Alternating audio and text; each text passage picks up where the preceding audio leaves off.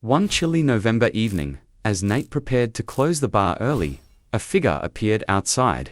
The man was unshaven, dressed in layers of mismatched worn clothing, and carrying a large duffel bag. Beside him stood a little girl, no older than 8, her hair tied in a messy braid and her cheeks red from the cold. She clutched a threadbare stuffed rabbit as if it were a lifeline. The pair looked out of place against the muted neon glow of the bar's sign. "Excuse me," the man said hesitantly, stepping into the doorway. His voice was rough, like gravel underfoot. "I don't mean to bother you, sir, but my name's Adam, and this here is my daughter, Ellie. We don't have anywhere to go tonight, and it's freezing out. I saw the sign, and I was wondering if you'd consider letting us sleep here, just for the night. We won't cause any trouble, I promise." Nate's first instinct was to say no. After all, he didn't know these people. But then he looked at the girl, shivering in her oversized coat, her wide eyes darting nervously around the room. Something inside him softened. He nodded reluctantly. "You can stay," Nate said, his tone gruff, to mask his unease. "But just for the night. The couch in the back isn't much, but it's better than the street." Ellie's face lit up, with a grateful smile. "Thank you, Mr. she exclaimed, her voice as bright as her father's was weary. Adam extended a hand. "You've got a good heart." "Thank you." Nate didn't shake it. Instead, he gestured toward the back of the bar. "It's this way. Keep to yourselves, all right." That one night stretched into a week, and before Nate could wrap his head around what was happening, Adam and Ellie had become part of the bar's daily rhythm. Adam was surprisingly handy, fixing things Nate had ignored for years. A leaky faucet in the bathroom, a wobbly table, even the flickering neon sign outside. Ellie, meanwhile, spent her time drawing on napkins and sweeping the floors, humming songs Nate didn't recognize. Nate couldn't deny that the bar felt less empty with them around. Customers, rare as they were, seemed to linger a little longer when Ellie cheerfully greeted them at the door. Adam didn't ask for money or food, but Nate found himself leaving out extra sandwiches from the bar's meager kitchen. One night, as Nate counted the till $74, barely enough to cover utilities, he found himself watching Ellie. She sat cross-legged on the floor with her stuffed rabbit, engrossed in a drawing. The sketch was remarkable, a detailed rendering of the bar's interior. "You're pretty good at that," Nate remarked, surprising himself. Ellie looked up, beaming. "Thanks, my mum taught me before she stopped abruptly, her smile fading. Adam's voice came from behind the bar. "Ellie, it's time for bed." His tone was firm, but not unkind. Nate sensed a story there. One he wasn't sure he wanted to hear. As the days turned into weeks, Nate noticed something peculiar about Ellie. She wasn't like other kids her age. She was quiet but observant, picking up on things that even adults missed. She often watched Nate closely, as if trying to figure him out, and her drawings became more elaborate, capturing not just the bar, but also Nate himself in striking detail.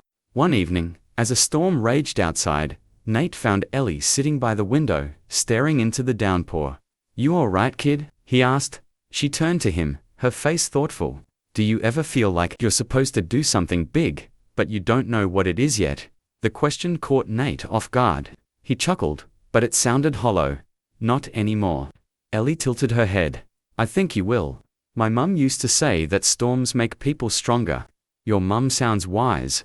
"She was," Ellie said softly, her voice tinged with sadness. "But she's gone now." Nate didn't press further. Instead, he looked at the girl and her father, two strangers who had somehow become entwined in his life. For the first time in years, he felt the faintest flicker of purpose, though he couldn't yet name it. The days at the Rusted Lantern began to blur into a new rhythm.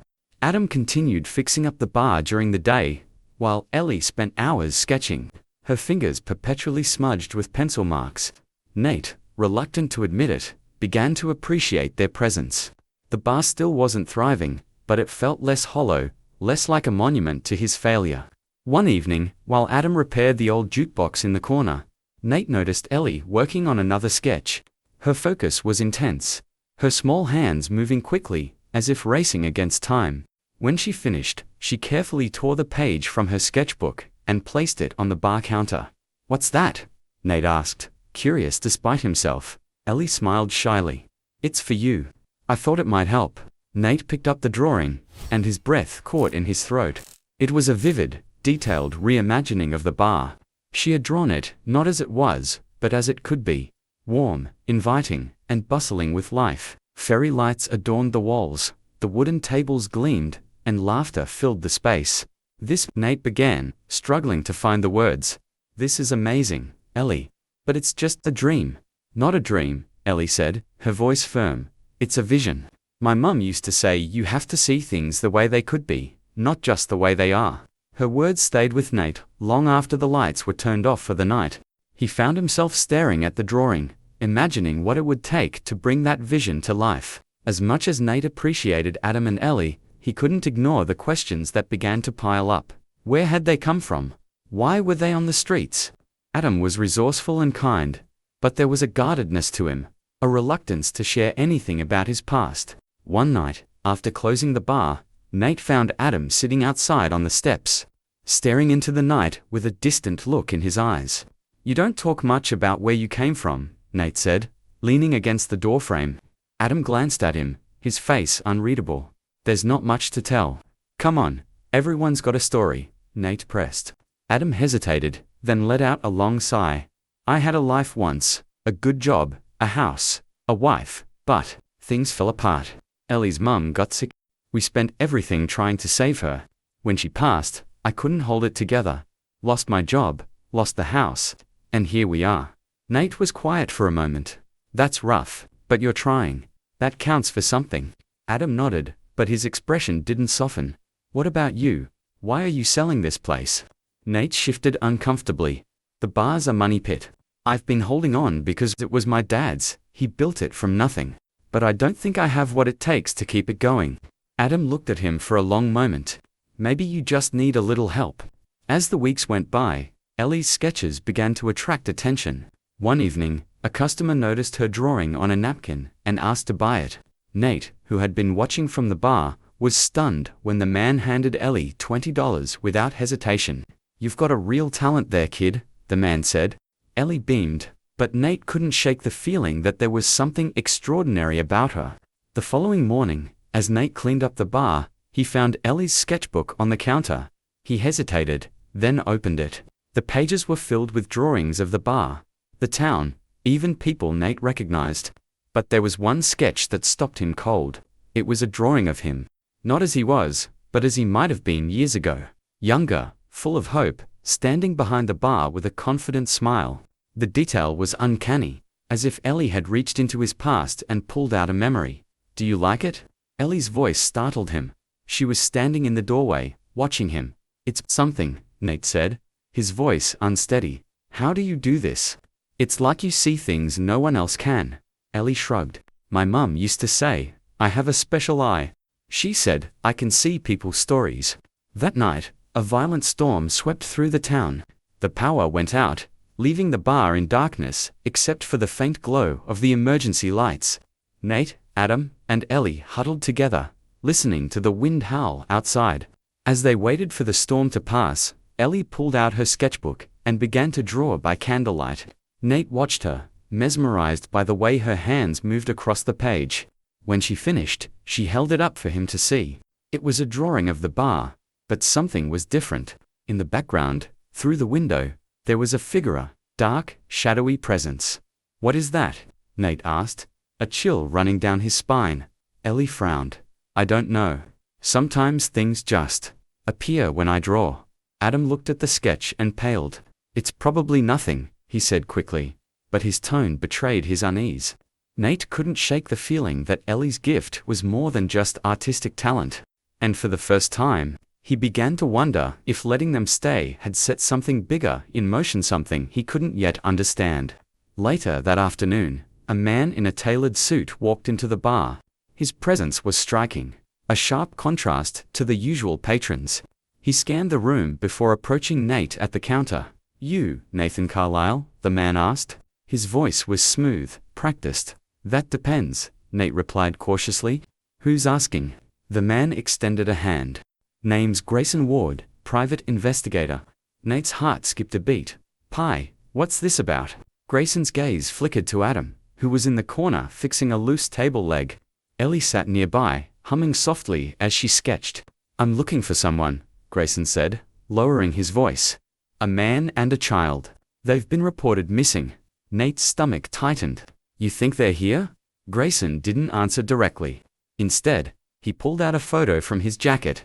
It showed Adam and Ellie, smiling, standing in front of a modest suburban home.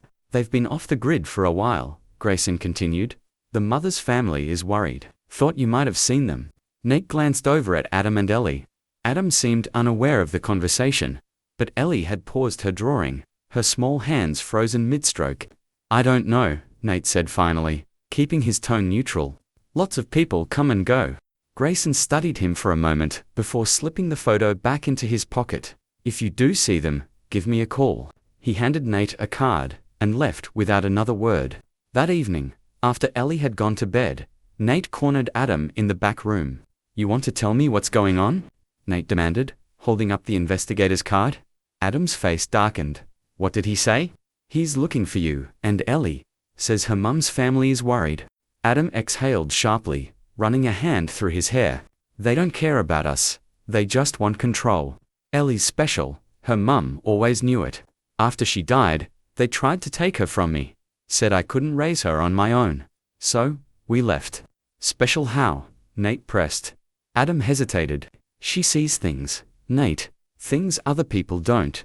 She says it's like looking at the world through a different lens. Her drawings, they're not just pictures. Sometimes they show what's coming." Nate's pulse quickened.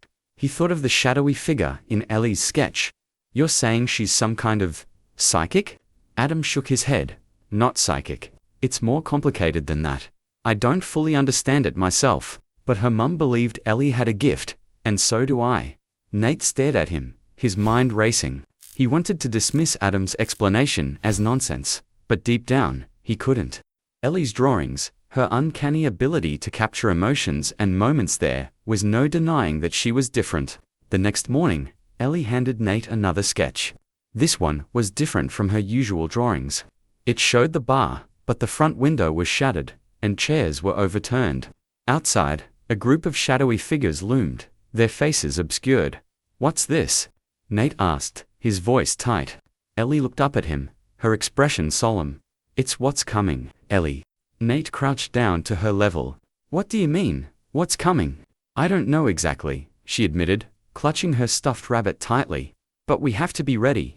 Her words sent a shiver down Nate's spine. Despite the unease hanging over them, life at the bar continued. Adam worked tirelessly, fixing things Nate had long neglected, while Ellie's drawings became a quiet source of wonder among the few regular patrons. Nate even began to notice a slight uptick in business. People came for the drinks, but stayed for the unexpected warmth Ellie brought to the place. Still, Nate couldn't shake the feeling that something was building, like the electric charge before a lightning strike. One night, after locking up, he found himself staring at Ellie's latest drawing. It showed the bar again, but this time it wasn't destruction that caught his eye, it was a figure in the corner.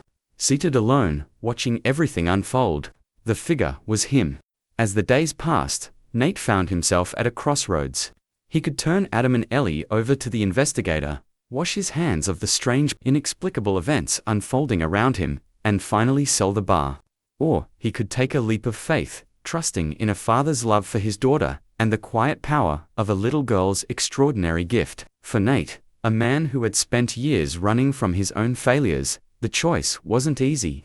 But deep down, he knew the answer. Life at the Rusted Lantern continued uneasily. Nate had made his decision, Adam and Ellie would stay. He had no intention of calling Grayson Ward or selling them out to whoever might be looking for them. But that didn't mean he felt at peace. In fact, every passing day brought a growing sense of tension, as if the world outside the bar was closing in. One particularly slow afternoon, Nate noticed Ellie sitting quietly in a corner, staring out the window. She wasn't drawing, and her stuffed rabbit lay forgotten beside her. "Hey kid," Nate said, leaning on the bar. "What's on your mind?" Ellie turned to him, her eyes filled with worry. "Do you think they'll find us?" Nate frowned. "Who the people looking for us?" she said softly. Nate crouched beside her, lowering his voice. "You mean the investigator, or someone else?" Ellie hesitated, glancing at her father, who was busy fixing a broken bar stool. I don't know who they are, but I know they're coming.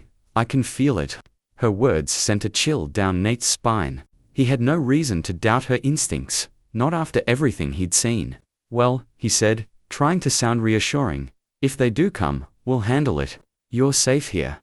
Ellie didn't look convinced, but she nodded anyway. The first sign that something was amiss came a few days later.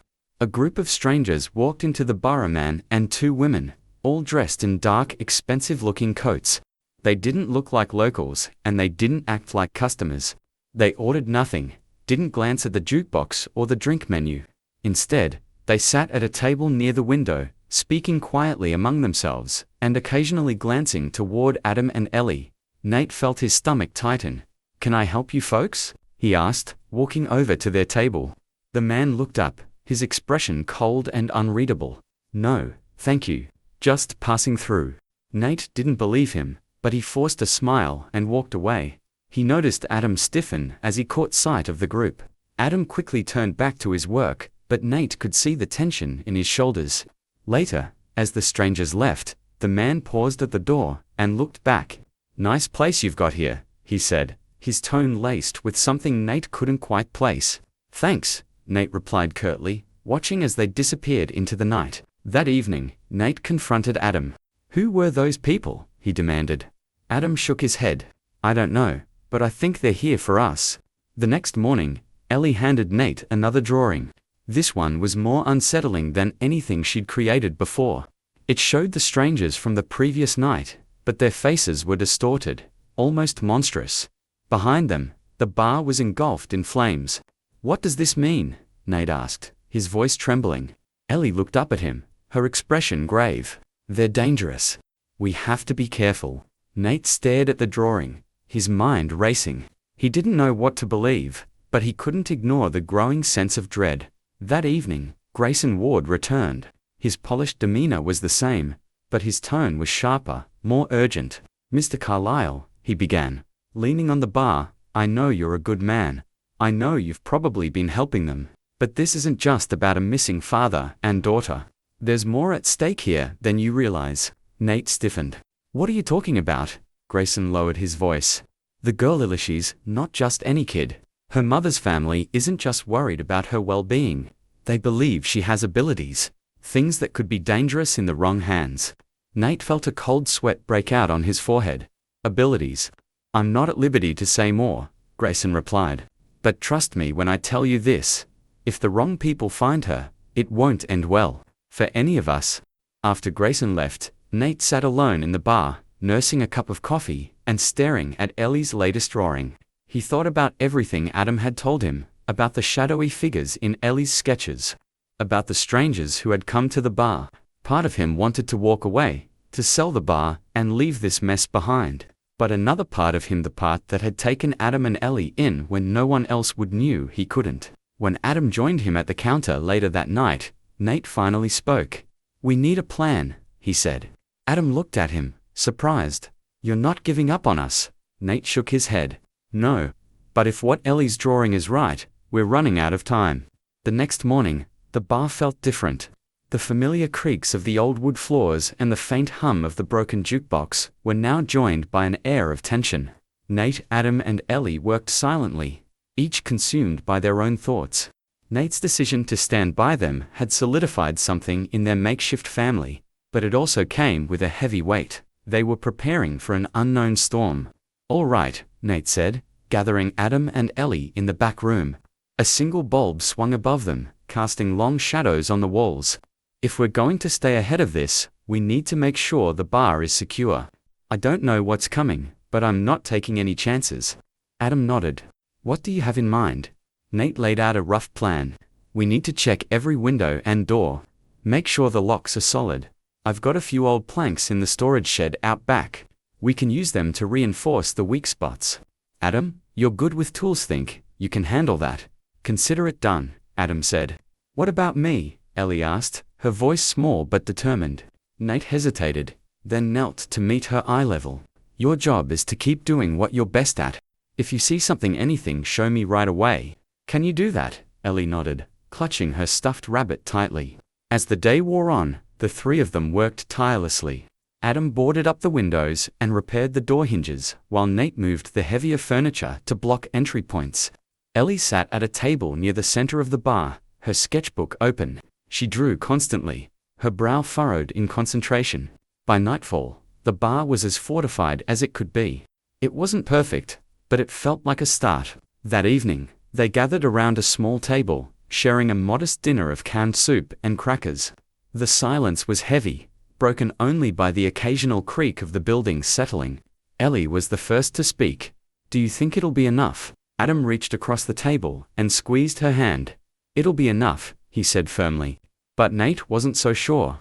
He looked at Ellie, at her tired but determined face, and wondered how such a small child could carry so much weight. After dinner, Nate approached Ellie as she worked on another drawing. "What are you seeing this time?" Ellie glanced up at him, her eyes wide with a mix of fear and urgency. "They're getting closer," she whispered. Nate felt a chill run down his spine. The next day, the strangers returned. This time, they came in the early afternoon, when the bar was empty. There were 4 of them now, all dressed in dark clothing that seemed to absorb the light. They didn't sit at a table this time. Instead, they stood near the bar, their eyes scanning the room. "Afternoon," Nate said, trying to keep his voice steady. "Can I help you folks with something?" One of the women stepped forward. She was tall and elegant, with sharp features and cold eyes. "We're looking for someone," she said. Her voice was smooth, but carried an edge that set Nate on alert. "Can't help you," Nate replied, crossing his arms. The woman smiled faintly. "You might want to think carefully about your answer. We're not here to cause trouble yet." Behind the bar, Adam emerged from the back room, carrying a box of tools. He froze when he saw the group, his face tightening. The woman's smile widened. "Ah, there you are." Nate stepped between them. "You've got the wrong guy, do we?" she asked, her tone dripping with mock curiosity. "This man has something that doesn't belong to him. A child with unique talents. It's time she came with us." Adam's voice was low and steady, but the tension in his body was unmistakable. "She's not going anywhere with you." The woman's smile vanished. "That's unfortunate." She turned to her companions. "Let's go for now." They left without another word, but their departure only deepened the sense of unease. That evening, Nate confronted Adam. "What aren't you telling me?" Nate demanded. "Who are these people? And what do they want with Ellie?" Adam sighed, rubbing the back of his neck. "I told you before they're after Ellie, because of her gift, but it's more than that. Her mum's family, they're part of something bigger. A group that believes Ellie's abilities can be harnessed, controlled. I ran because I didn't want her to become their pawn, and the strangers. They're not her family," Adam said grimly. "They're worse. They're part of the same group, but they're more extreme. They'll do whatever it takes to get her, to use her." Nate stared at him, his mind racing. He thought of Ellie's drawings, the way she seemed to see things no one else could. He didn't fully understand it, but he knew one thing for certain. She needed protection. "You should have told me this sooner," Nate said, his voice tight. "I didn't want to drag you into it," Adam admitted. "You've already done more for us than anyone else would." Nate shook his head. "It's too late for that. I'm in this now, whether I like it or not."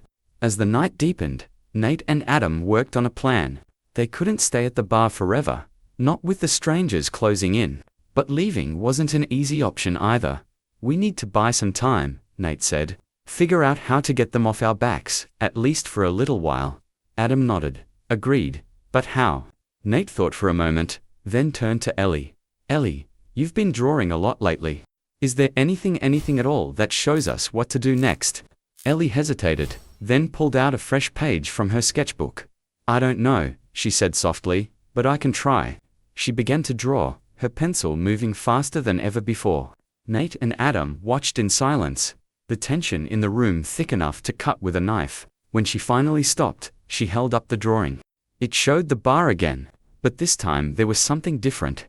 A faint glimmer of light in the corner, near the storage room. "What is it?" Nate asked. "I don't know," Ellie admitted, "but it feels important." Ellie's drawing lingered in Nate's mind. The faint glimmer in the corner of the bar seemed insignificant at first glance, but Ellie's conviction was clear. Nate couldn't afford to ignore it. "What's in the storage room?" Adam asked, peering over Nate's shoulder. "Nothing but junk," Nate replied. Old supplies, broken chairs, maybe some tools. But if Ellie says it's important, we should check it out. Without hesitation, the three of them moved toward the storage room. The door creaked open, revealing a cramped space filled with forgotten relics of the bar's past. Dust motes floated in the air, illuminated by the weak light from a single bulb overhead. Nate rummaged through the clutter, moving boxes aside and shifting stacks of old bar stools. Adam joined him, lifting heavy crates and checking behind shelves. Ellie stood in the doorway, clutching her rabbit and watching intently. "What exactly are we looking for?" Adam asked. "I'm not sure," Nate admitted. "But if Ellie saw it, it has to be here." After nearly an hour of searching, Nate's hand brushed against something strange, a metal edge protruding from the floorboards. He knelt down, brushing away the thick layer of dust to reveal a small, locked hatch. "What the hell is this?" Nate muttered. Adam crouched beside him, his brow furrowed. "Looks like a hidden compartment. Did you know about this?" Nate shook his head. "Not a clue. My dad never mentioned anything like it." Ellie stepped closer, her wide eyes fixed on the hatch. "That's it," she whispered. Nate tried to open it, but the hatch wouldn't budge. "It's locked." Adam inspected it, then stood and grabbed a crowbar from the corner of the room. "Step back," he said, wedging the tool under the edge. With a grunt of effort, he pried the hatch open, revealing a small compartment lined with aged velvet. Inside lay a dusty ledger, an old brass key, and a weathered map. Nate carefully lifted the ledger, its leather cover cracking as he opened it. The pages were filled with handwritten notes, receipts, and sketches. "This looks like my dad's handwriting," Nate said, his voice tinged with awe. "What's in it?" Adam asked. Nate flipped through the pages, his eyes scanning the contents. Most of it was mundane expenses for the bar. Inventory lists, but then he came across something strange. A series of cryptic entries written in short, fragmented sentences. "The shadows are watching. The child must be protected. The lantern will guide the way." Nate felt a chill crawl up his spine. "What is this?" Adam picked up the brass key. "Whatever it is, your dad was hiding something. Do you know what this key opens?" Nate shook his head. "No idea." Ellie, meanwhile, was fixated on the map. She traced her finger along the faded lines, her face serious. "This place," she said, pointing to a mark near the edge of the map. "It's important." The mark was faint but unmistakable. A small circle drawn near the outskirts of town. As they examined the map and ledger, Nate's mind raced. Why had his father hidden these items? And how could they possibly connect to the strangers hunting Ellie? Ellie's voice broke his thoughts. "They're coming," she said softly. Nate turned to her, his heart sinking. "How do you know?" "I just feel it," Ellie replied, clutching her rabbit tighter. "They're close." Adam stood abruptly, his jaw clenched.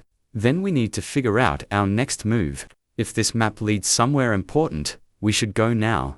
"We can't just leave," Nate argued. "The bar is the only place we have twent. It won't be for long if they find us here," Adam shot back. The tension between them was palpable, but before Nate could respond, a loud knock echoed through the bar. Nate froze. The knock came again, louder this time. "Stay here," he whispered to Adam and Ellie, grabbing the crowbar and heading toward the door.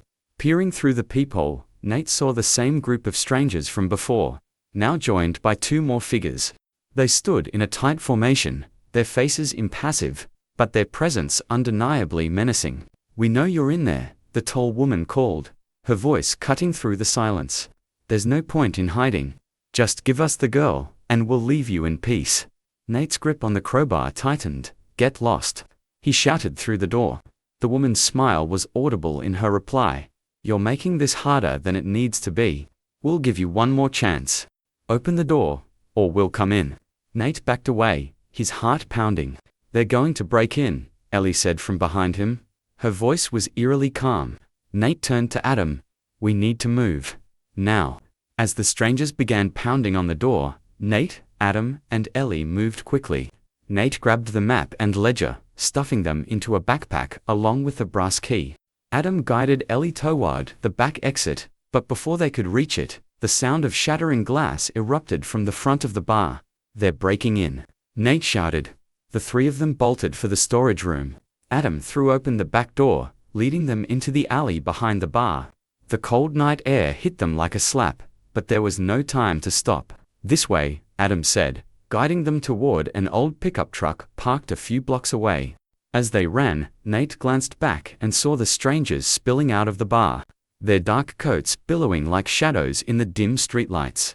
"Go," he urged, shoving Ellie forward. They reached the truck just as the strangers rounded the corner.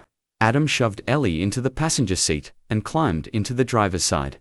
"Get in," Adam shouted to Nate. Nate hesitated for a split second, then threw himself into the back of the truck as the engine roared to life. Adam floored the gas, and the truck sped off into the night, leaving the strangers behind.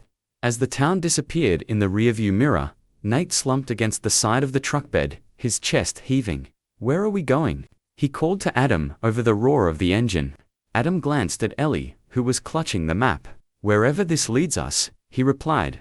Nate looked out at the darkened landscape, the weight of the ledger pressing against his back. Whatever lay ahead, he knew one thing for certain. There was no turning back now. The truck barreled down the empty highway, the night stretching endlessly ahead of them. The roar of the engine filled the silence between the three of them, but tension hung heavy in the air. Nate sat in the truck bed, gripping the edge tightly as the cold wind whipped past. In the cab, Adam drove with a singular focus, his jaw tight and his knuckles white on the steering wheel. Ellie sat silently beside him, clutching the map and staring out the window. After an hour of driving, they pulled off onto a quiet dirt road, surrounded by dense woods. Adam killed the engine, and the sudden silence was deafening. Nate climbed out of the truck bed and joined them in the cab. "All right," Nate said, his voice steady despite the adrenaline still pumping through his veins. "We're in the middle of nowhere. Now what?" Ellie unfolded the map on her lap, tracing her finger along the faint lines until she reached the circled mark. "We're close," she said quietly. Adam leaned over, examining the map. "This place, what is it?" "I don't know," Nate admitted, pulling the ledger from his backpack. "But whatever my dad was hiding, it's connected to this." He flipped through the cryptic notes again, stopping at one particular line. "The lantern will guide the way." "What does that mean?" Adam asked, frowning. "I don't know," Nate said, frustration creeping into his voice. "But my dad must have thought it was important enough to hide. We have to find this place." Ellie looked up from the map, her eyes wide and serious. "It's not just a place, it's a way to stop them." Nate and Adam exchanged a glance. "Stop who?" Nate asked, though he already knew the answer. Ellie clutched her stuffed rabbit tighter. "The people chasing us. They're scared of what's there. I can feel it." They left the truck hidden under a cluster of trees and set off on foot, following the directions on the map. The forest was eerily quiet. The only sounds, their footsteps crunching on the dry leaves and the occasional rustle of wind through the branches. Ellie led the way, her small figure dwarfed by the towering trees, but moving with a sense of purpose. As they walked, Nate fell into step beside Adam.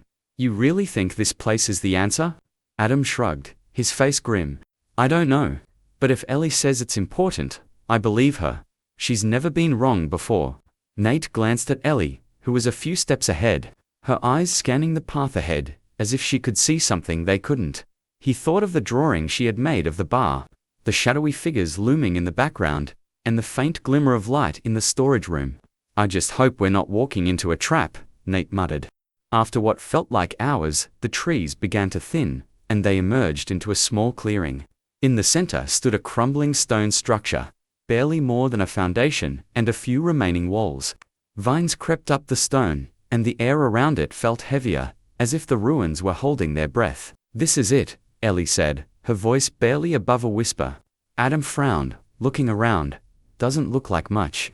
Nate approached the ruins cautiously, the ledger in his hand. As he stepped inside the crumbling walls, he noticed strange symbols carved into the stone symbols that matched the ones in his father's notes. "Over here," he called, beckoning Adam and Ellie. The three of them gathered around a flat stone in the center of the ruins. Carved into its surface was a depiction of a lantern surrounded by rays of light. "The lantern will guide the way," Nate murmured, running his fingers over the carving. Ellie knelt beside him, her small hands tracing the symbols. "There's something underneath," she said. Adam grabbed the crowbar from his backpack and wedged it under the edge of the stone. With a grunt of effort, he pried it loose, revealing a small compartment beneath. Inside was a metal box, sealed with a heavy lock. Nate pulled the brass key from his pocket, his hands shaking slightly as he inserted it into the lock. The key turned smoothly, and the lid clicked open. Inside the box was a small, ornate lantern, made of brass and glass. It was old, but the craftsmanship was exquisite, with intricate designs etched into the metal. A strange, warm light emanated from within, even though there was no visible flame or bulb. "What is that?" Adam asked, his voice filled with awe. "I don't know," Nate admitted, lifting the lantern carefully. It felt warm in his hands, almost alive. Ellie stared at it, her eyes wide. "It's the key," she said softly. "Key to what?" Nate asked. "To stopping them," Ellie replied. Before they could say more, the sound of footsteps echoed through the woods. Nate's head snapped up, his heart pounding. "They're here," Ellie whispered, her voice trembling. Adam grabbed the crowbar and positioned himself in front of Ellie. "We need to move now." Nate tucked the lantern into his backpack and slung it over his shoulder. "This way," he said, leading them back toward the forest. The sound of footsteps grew louder, accompanied by voices calling out in the distance. Nate glanced back and saw figures moving through the trees, dark shapes that seemed to melt into the shadows. "Keep going," Nate shouted, his adrenaline surging. Ellie stumbled on a root, and Adam scooped her up without missing a beat. The three of them ran as fast as they could, the forest closing in around them. They burst through the trees and reached the truck, their breaths ragged. Adam threw open the passenger door and placed Ellie inside. Nate climbed into the driver's seat, fumbling with the keys. "Hurry," Adam urged, slamming the door shut. The engine roared to life just as the first of the strangers appeared at the edge of the woods. One of them raised a hand, and a sharp crack rang out as something struck the side of the truck, leaving a deep dent. "Go, go, go," Adam shouted. Nate floored the gas, and the truck lurched forward, tearing down the dirt road. In the rearview mirror, he saw the strangers standing in the clearing, their faces obscured but their intent unmistakable. As they sped away, Ellie clutched the lantern tightly in her lap. "We have to keep it safe," she said, her voice steady despite the fear in her eyes. Nate glanced at her in the mirror. "Safe from who? What do they want with it?" Ellie looked up at him, her gaze unwavering. "It's not just about me anymore. It's about all of us. The lantern. It's the only thing that can stop them." The truck tore down the winding roads, the forest quickly fading into distant shadows behind them. Nate gripped the wheel tightly, his knuckles white, while Adam kept a watchful eye on the rearview mirror. Ellie sat silently in the passenger seat, the brass lantern cradled in her lap, as though it were the most precious thing in the world. "What exactly does it do?" Nate asked, his voice breaking the tense silence. "This lantern, what's so special about it?" Ellie glanced down at the glowing object in her hands.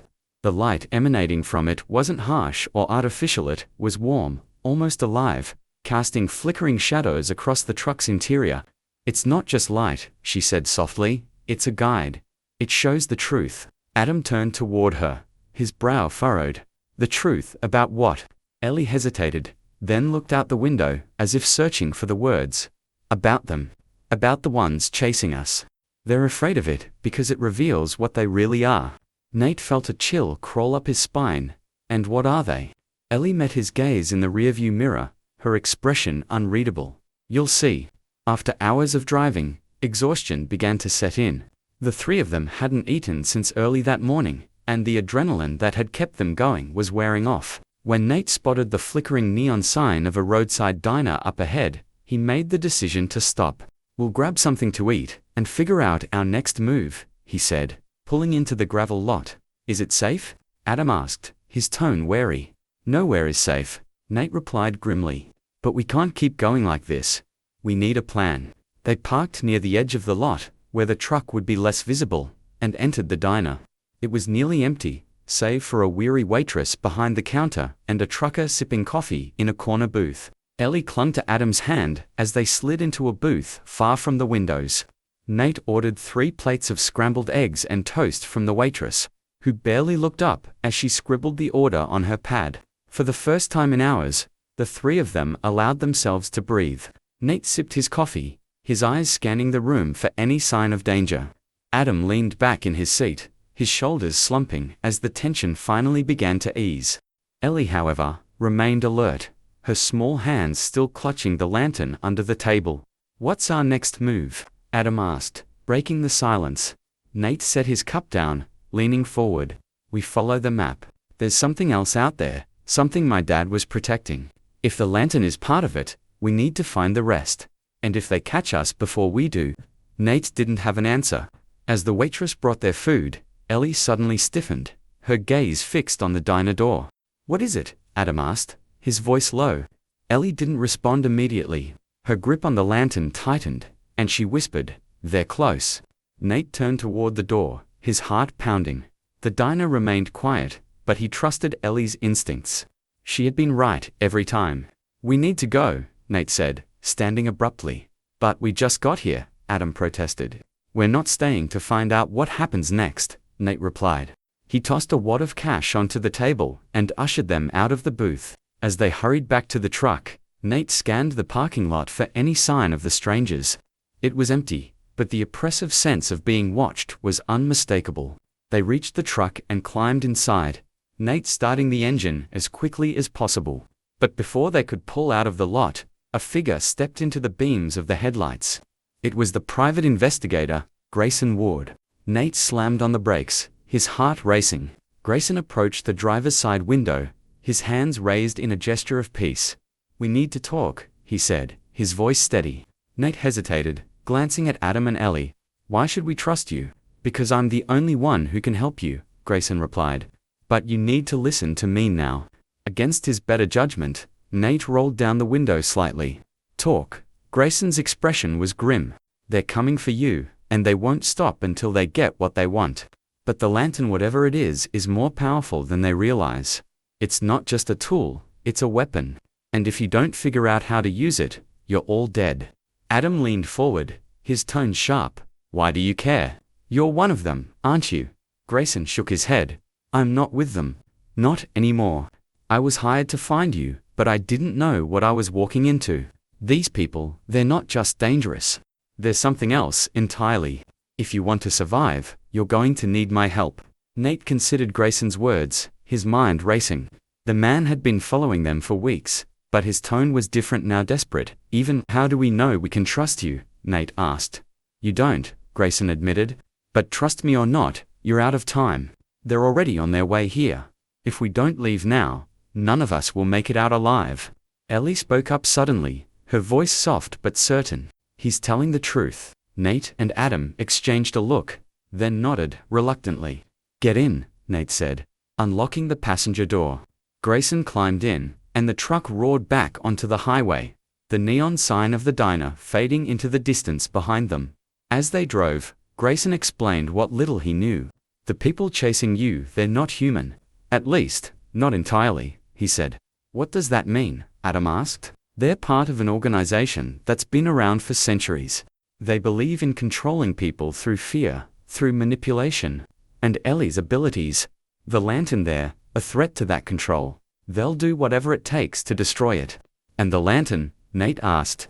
Grayson glanced at Ellie, who was staring out the window, the lantern still glowing faintly in her lap. "It's older than any of us can imagine. Whatever it is, it was meant to protect people like her. But I don't know how it works." Ellie turned to him, her voice steady. "I do." The truck sped through the night, the atmosphere inside tense as Grayson's revelations sunk in. Ellie, clutching the lantern tightly, seemed calm, though the faint glow of the mysterious object flickered like a heartbeat. Nate, hands gripping the wheel, couldn't shake the weight of their situation. Adam sat stiffly, his eyes shifting between the road ahead and the rearview mirror, watching for any sign of their pursuers. Ellie broke the silence first. "It's not just a weapon," she said, her voice soft but firm. "What do you mean?" Nate asked, glancing at her in the rearview mirror. "The lantern," Ellie continued, her small fingers tracing the intricate designs etched into the brass. "It doesn't just reveal the truth, it shows what's hidden, what people are afraid to see." Grayson leaned forward, his brow furrowed. "How do you know that?" Ellie looked at him, her expression serious. "Because it showed me." Adam's voice was low, almost a growl. "Showed you what?" Ellie hesitated, then whispered, "What they really are. The people chasing us, they look human, but they're not. They're shadows, pretending to be people." Her words sent a chill through the truck. Grayson exhaled sharply. That's why they want the lantern. It exposes them. It's the one thing they can't control. Nate shook his head, his mind racing. So how do we stop them? We can't just keep running forever. Ellie's eyes locked onto Nate's in the mirror. We have to go to the place on the map. The lantern will know what to do. Before they could press Ellie further, a sharp crack echoed through the night. The back window of the truck exploded in a shower of glass, sending shards flying. They found us. Adam shouted, ducking as another shot rang out, striking the truck's tailgate. Hold on, Nate yelled, swerving the vehicle sharply to avoid a sudden obstruction in the road. The headlights briefly illuminated a group of figures standing in their path, their faces eerily calm despite the chaos. Grayson turned in his seat, his pistol drawn. Keep driving, he barked. Nate slammed his foot on the gas, the truck roaring as it surged forward. The figures didn't move, and for a split second, Nate thought he would hit them, but at the last moment, they seemed to dissolve into the shadows, vanishing completely. What the hell was that? Nate shouted, his pulse pounding. Shadows, Ellie said simply. They drove through the night without stopping, the lantern's faint glow providing an odd sense of reassurance. By dawn, the landscape had changed. The dense woods gave way to rolling hills, and the road became little more than a dirt path. We're close, Ellie said, her voice steady despite the exhaustion evident on her face. The truck crested a hill, and in the distance, they saw it. A small, weathered chapel surrounded by overgrown grass and crumbling gravestones. The structure looked ancient, older than anything Nate had seen before, its stone walls darkened by time. This is it, Ellie said. Nate parked the truck a short distance away, and the group approached the chapel on foot. The air was heavy, charged with an unspoken energy. The interior of the chapel was dim and musty, the faint light from the rising sun barely penetrating its thick walls. The space was empty save for a stone altar at the center, its surface engraved with the same intricate designs as the lantern. Ellie approached the altar, the lantern in her hands glowing brighter with each step. What now?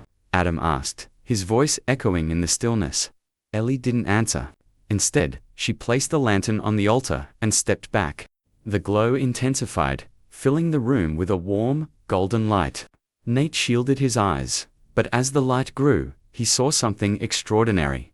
The walls of the chapel seemed to come alive, the engravings shifting and moving like a living tapestry. What's happening? Nate whispered. Grayson, standing near the doorway, kept his pistol drawn, his expression unreadable. It's the lantern, it's activating. Ellie turned to Nate, her eyes glowing faintly with the same golden light. This is what they're afraid of, she said. The lantern reveals the truth. As the light filled the chapel, the air seemed to hum with energy. The engravings on the walls formed images, shadowy figures cloaked in darkness, reaching out with long claw-like hands. Nate's breath caught in his throat. That's them, the ones chasing us. Ellie nodded. They've been here for a long time, hiding, controlling. But the lantern can stop them. How? Adam asked, his voice tight. Ellie placed her hand on the altar, and the light from the lantern surged, illuminating the entire room. In the glow, the shadows on the walls began to writhe and retreat, as if the light itself was burning them. This light, Ellie said, it doesn't just show the truth, it destroys their lies. It's the only thing they can't fight. Before they could react, the sound of footsteps echoed outside. Grayson moved to the door, peering out cautiously. They're here, he said grimly. The shadows appeared first, creeping along the ground and walls like living ink. Then the figures emerged, their faces calm, but their movements unnaturally smooth. Keep them away from the lantern, Ellie shouted. Grayson opened fire, the gunshots echoing in the chapel. The bullets struck the figures, but instead of falling, they dissolved into shadow, reforming moments later. They can't be killed, Adam shouted, grabbing a piece of broken wood as a makeshift weapon. Nate turned to Ellie. What do we do? Ellie pointed to the lantern. You have to protect it. If it goes out, they'll win. As the figures closed in, Nate grabbed the lantern from the altar. The light pulsed in his hands, growing brighter as the shadows pressed closer. Stay back, he shouted, holding the lantern high. The light seemed to repel the shadows, forcing them to retreat slightly, but it wasn't enough. The figures continued their advance. their calm expressions now twisted into something darker, more feral. Ellie stepped forward, her small frame defiant. "You can't have it," she screamed, her voice echoing with a power far beyond her years. The lantern's light exploded outward, filling the chapel with a blinding brilliance. Nate felt a surge of warmth wash over him, and when he opened his eyes, the shadows were gone. The chapel fell silent, the golden light fading until only the faint glow of the lantern remained. Ellie collapsed to her knees, exhausted but unharmed. Nate rushed to her side. "Ellie, are you okay?" She nodded weakly. "They're gone, for now."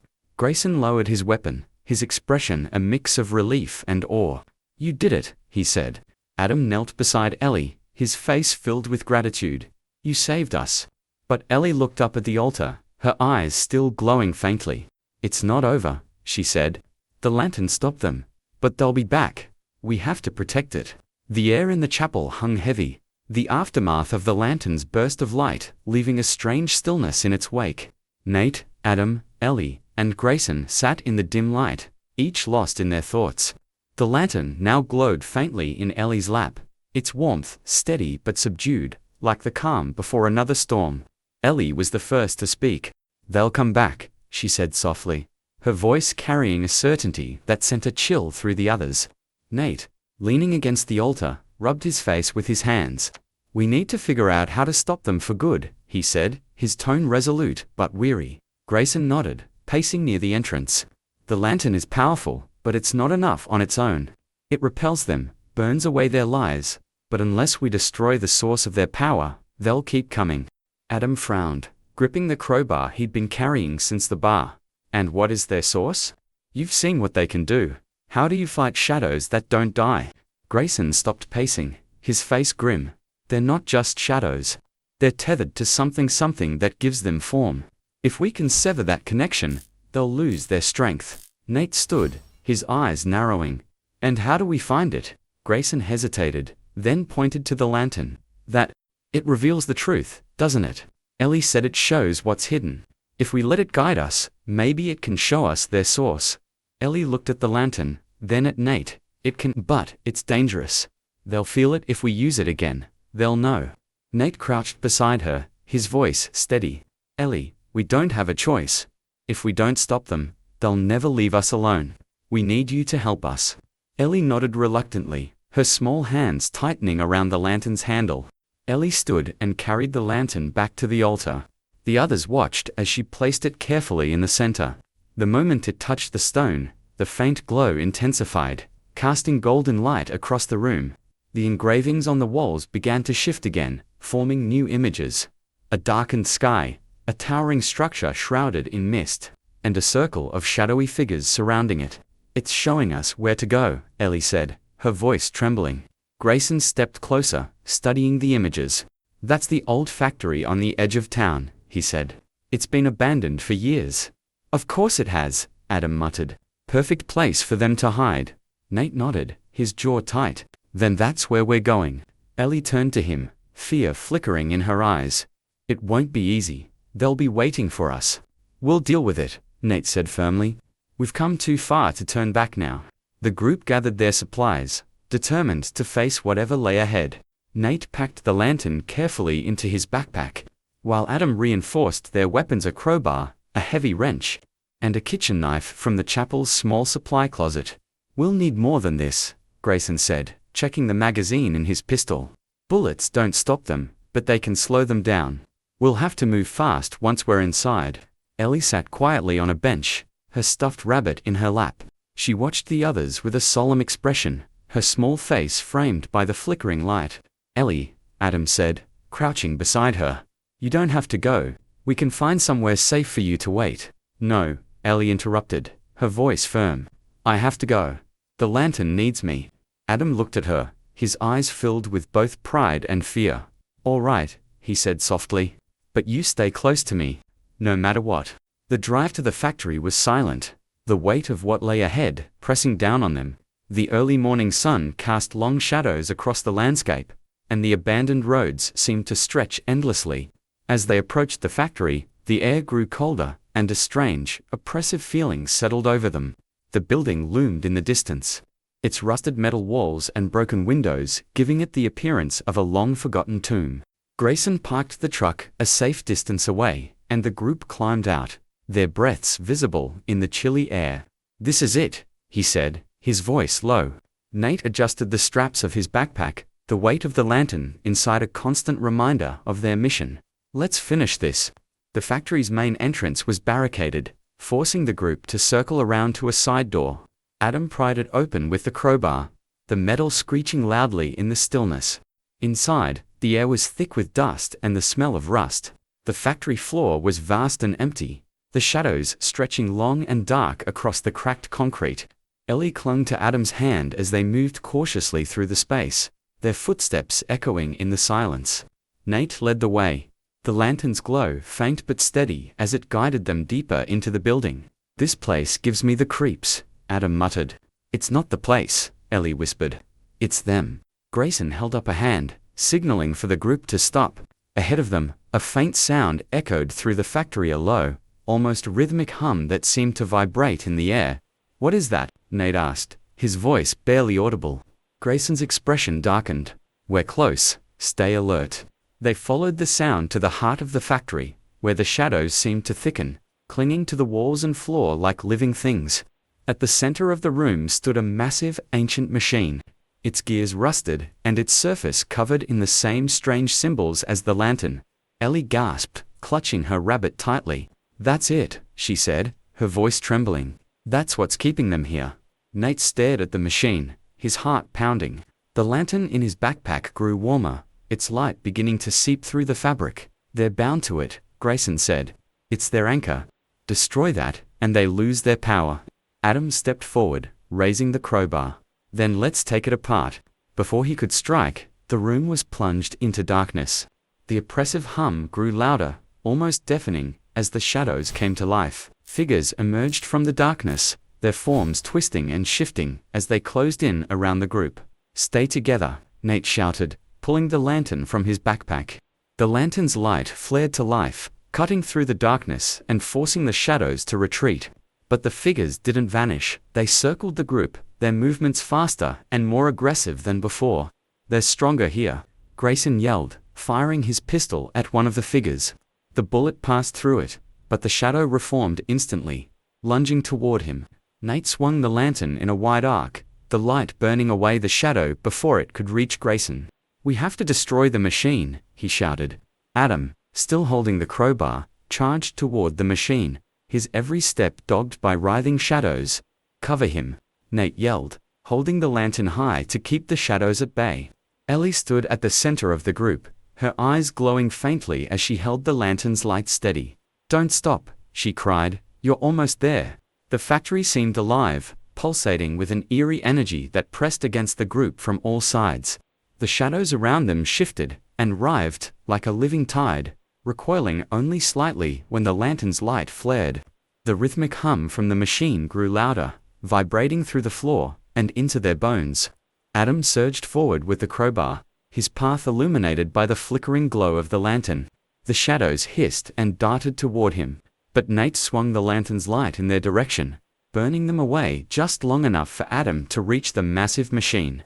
"What do I hit?" Adam shouted, his voice barely audible over the deafening hum. "Smash everything," Grayson yelled, firing another shot into the darkness as a shadow lunged toward Ellie. Ellie held her ground at the center of the group, her small hands gripping the lantern tightly. Its light burned brighter in response to her focus, pushing the encroaching darkness back. "Adam, it's the center," she cried. "The gears break. The gears?" Adam adjusted his grip on the crowbar and swung it with all his might, the metal connecting with the machine's massive central gear. Sparks flew, and the hum faltered for a moment before resuming, louder and more discordant than before. "It's working," Nate shouted. The shadows grew more desperate, their movements frenzied as they swarmed toward Adam. One figure, its form larger and more defined than the others, broke through the light's barrier and lunged for him. "Look out!" Nate yelled. Adam turned just in time to swing the crowbar, but the shadow absorbed the blow like water, its form rippling before reforming. It lashed out with long claw-like tendrils, forcing Adam to stumble back. Grayson sprinted forward, firing at the shadow as Nate swept the lantern's light across it. The combined attack forced the figure to retreat, its edges dissolving into the darkness. But more shadows surged to take its place. "They're protecting the machine," Grayson shouted, reloading his pistol with shaking hands. "We can't let them stop us." Nate yelled back, moving closer to Ellie to shield her as the shadows pressed harder against the light. Ellie's eyes glowed brighter as she focused on the lantern, her small frame trembling under the strain. The light pulsed in response, growing hotter and more intense, pushing the shadows back further. "They're afraid of you, Ellie," Nate said, his voice urgent. "You're the only one who can stop them." Ellie nodded, her expression fierce despite the fear in her eyes. She lifted the lantern higher, its golden light spilling across the room like a wave. The shadows recoiled violently, their forms flickering and unstable. For the first time, they emitted low guttural screeches that echoed through the factory. "They can't hold their shape," Grayson shouted, his eyes wide. "Keep going, Ellie," Nate urged. The lantern's light began to change, its warmth replaced by a searing intensity that illuminated every corner of the room. The engravings on the walls and machine glowed in response, their patterns shifting like living things. "It's working," Ellie cried, tears streaming down her face from the strain. As Ellie pushed the lantern to its limits, the machine began to react violently. Steam hissed from its joints, and the gears groaned under the strain of its failing mechanisms. The hum grew erratic, each pulse vibrating harder than the last. Adam swung his crowbar again, smashing another gear. This time, the metal cracked, and a section of the machine collapsed inward. The shadows screamed in unison, their forms rippling and faltering. "They're tied to it," Grayson yelled. "Destroy it, and they'll lose their anchor." Adam kept swinging, his movements growing frantic as the machine fought back. The shadows swarmed him, their tendrils lashing out and leaving deep scratches on his arms. "I can't hold them off much longer," Nate shouted, sweeping the lantern's light across the room in wide arcs. Ellie gritted her teeth, her whole body trembling as the lantern flared brighter than ever. "I can do it," she whispered. "I can end this." Before anyone could stop her, Ellie stepped forward, carrying the lantern toward the machine. The shadows surged toward her, but the lantern's light burned them away before they could touch her. "Ellie, no," Adam shouted, his voice raw with panic. Ellie turned to him, her glowing eyes filled with determination. "I have to." "No, you don't," Adam cried, rushing toward her, but the shadows blocked his path, forcing him back.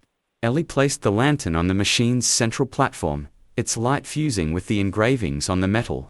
The hum grew deafening, and the entire room began to shake. "What's happening?" Nate shouted, struggling to stay on his feet. Ellie looked at him, her expression calm despite the chaos around her. "The light will destroy the machine," she said. "But it needs me to guide it." "Ellie, no." Adam yelled again, fighting against the shadows to reach her. Ellie closed her eyes, her hands resting on the lantern. The light flared one final time, brighter and hotter than the sun, engulfing the entire room in a blinding brilliance. The light consumed everything, burning away the shadows until nothing remained. The figures dissolved into ash, their screeches fading into silence. The machine groaned and collapsed, its gears shattering as the engravings melted into molten streaks of light. When the light finally dimmed, the factory was silent. The air was still, and the oppressive energy that had filled the space was gone. Nate blinked against the afterimage of the lantern's brilliance, his heart pounding. "Ellie," he called, his voice hoarse. Adam stumbled forward, his eyes scanning the room frantically. "Ellie, where are you?" In the center of the room, the lantern sat on the platform, its light extinguished. Ellie was gone. The three men stood in the ruined factory, the weight of Ellie's sacrifice pressing down on them. Adam collapsed to his knees, his face buried in his hands. "She's gone," he whispered, his voice broken. Nate approached the lantern, his hands shaking as he picked it up. It was cool to the touch, its intricate designs now dark and lifeless. "She saved us," Nate said softly, his throat tight. "She stopped them." Grayson stood silently by the doorway, his expression unreadable. "The shadows are gone," he said, "for now, but we owe her everything." Adam didn't respond, his body racked with silent sobs. The silence in the factory was deafening. The oppressive hum and the constant threat of the shadows had vanished. replaced by a hollow stillness that pressed against Nate, Adam, and Grayson like a weight. Ellie's absence hung over them, each of them grappling with the realization that she was truly gone. Adam knelt near the broken machine, his hands trembling as he sifted through the debris. "She can't just be gone," he said, his voice raw and desperate. "She has to be here somewhere, Adam." Nate began, his voice hesitant. "No," Adam snapped, slamming his fist against the floor. "We can't give up on her, she wouldn't give up on us." Nate exchanged a glance with Grayson, who stood silently near the doorway. Neither of them had the heart to say what they were thinking, that Ellie's sacrifice had been final, and there was no bringing her back. Nate crouched beside Adam, placing a hand on his shoulder. "We'll find her," he said, though the words felt hollow. "But right now, we need to get out of here. The shadows might be gone, but we don't know what else this place is hiding." Adam didn't respond at first, his gaze fixed on the broken machine. Finally, he nodded, though the motion was weak and reluctant. As Nate lifted the extinguished lantern, he felt an unexpected warmth radiate from it. Startled, he looked down, and saw a faint pulsing glow deep within its center. "Wait," Nate said, holding it up. "It's still alive, barely."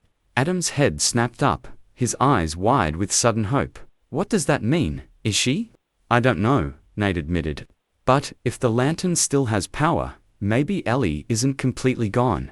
Maybe she's connected to it somehow." Grayson stepped closer, his expression thoughtful. "If the lantern's light destroyed the machine and the shadows, it might have absorbed some of that energy. It's possible that Ellie's essence, her spirit, is tied to it now." Adam surged to his feet. "Then we're not leaving without it."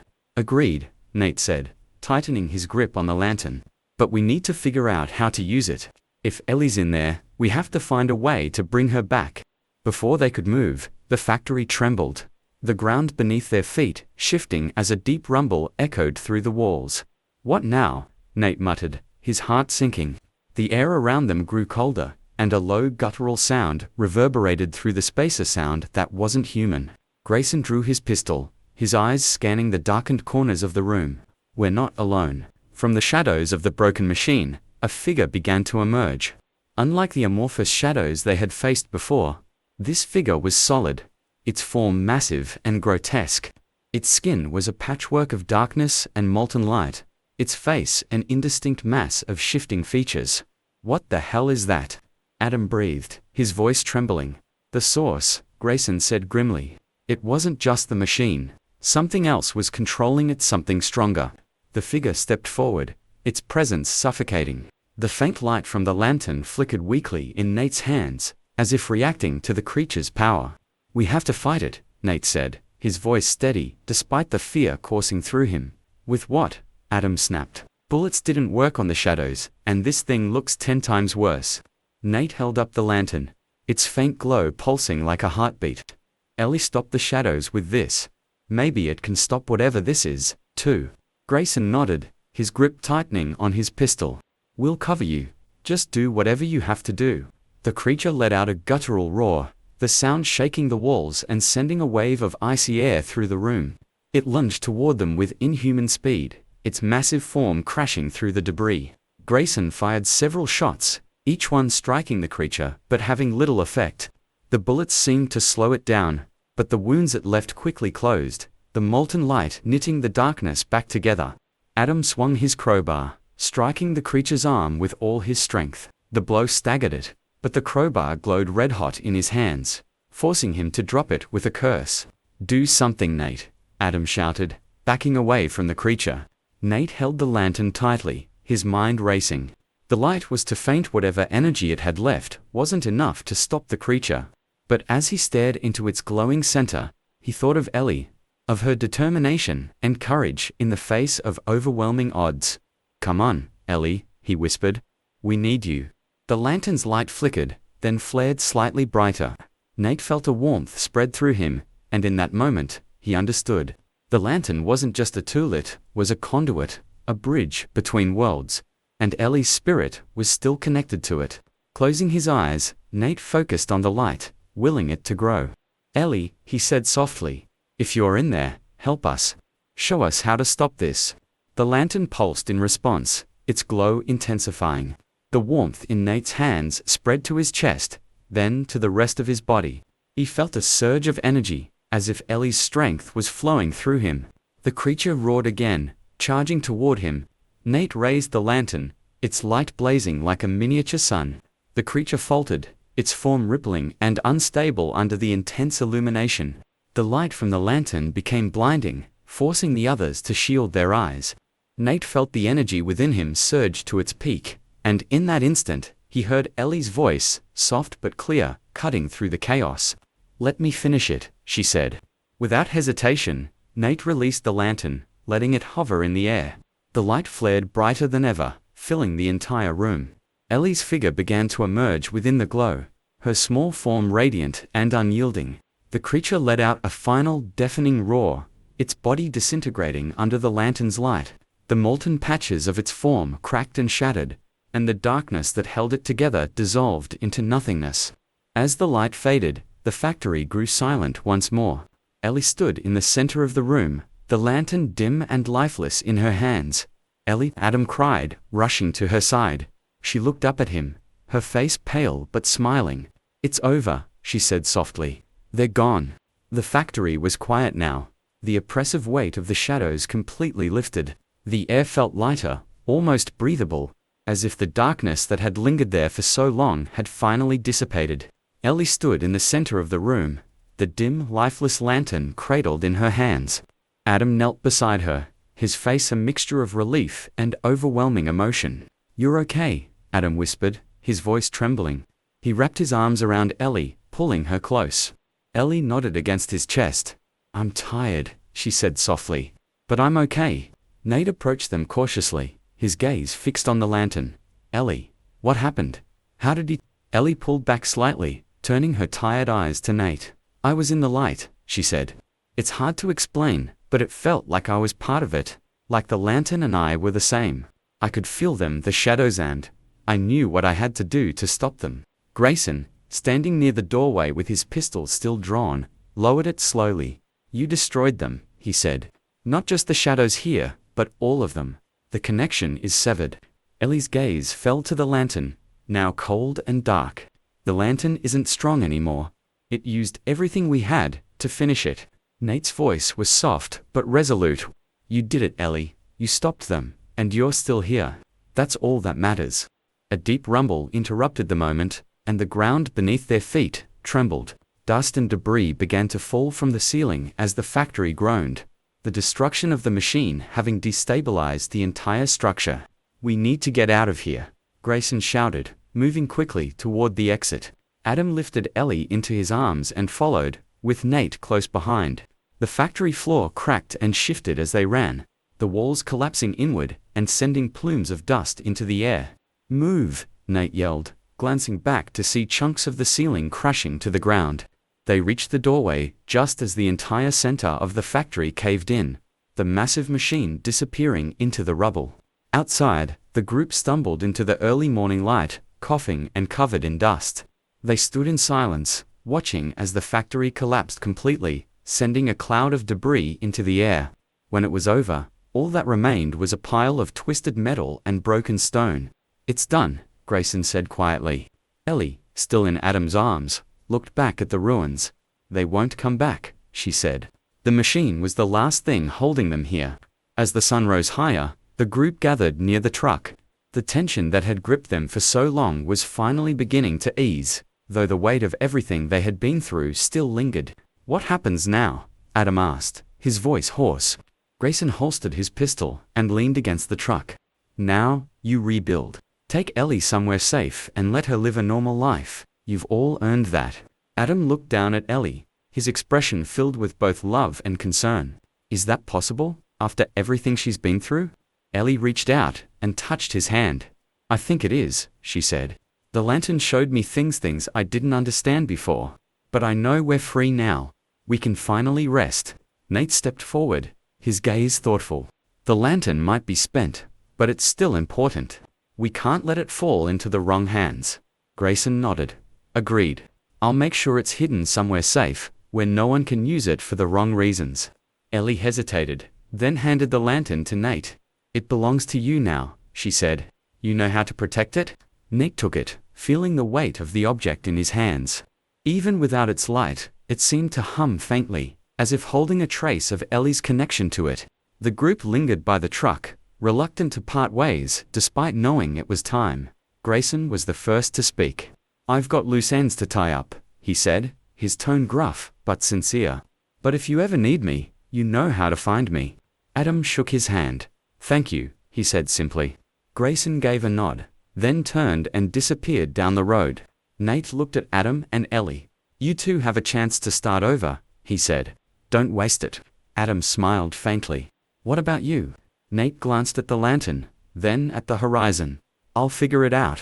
Maybe it's time for me to stop running from my own life." Ellie stepped forward and hugged him tightly. "Thank you for believing in me," she said. Nate knelt to her level, his voice soft. "You're stronger than anyone I've ever met. Don't forget that." As Nate watched Adam and Ellie drive off into the distance, he felt a strange mix of sadness and hope. The lantern, now safely tucked into his bag, was a reminder of the journey they had all shared down of the light that had guided them through the darkest of times. The road ahead was uncertain, but, for the first time in years, Nate felt ready to face it. The quiet hum of the truck's engine faded into the distance, leaving Nate alone in the clearing outside the ruins of the factory. The morning sun warmed his face, but the weight of everything that had happened pressed heavily on his shoulders. He looked down at the lantern in his hands. Its intricate designs darkened, but still faintly warm to the touch. Nate returned to the truck he had borrowed for the mission, sitting in the driver's seat but making no move to start the engine. His thoughts were consumed by Ellie's courage, Adam's unwavering determination, and the sacrifices they had all made to destroy the shadows. The lantern sat on the passenger seat, and as Nate stared at it, he couldn't help but wonder if his father had known the full extent of its power when he'd hidden it. The ledger in his backpack held cryptic clues, but they felt incomplete pieces of a puzzle he still couldn't fully solve. "This can't be the end of it," Nate muttered to himself. The factory was gone, the shadows defeated, but the lantern's faint glow suggested that its story wasn't over. Nate made a silent vow to uncover the rest of its secrets, even if it meant embarking on a journey of his own.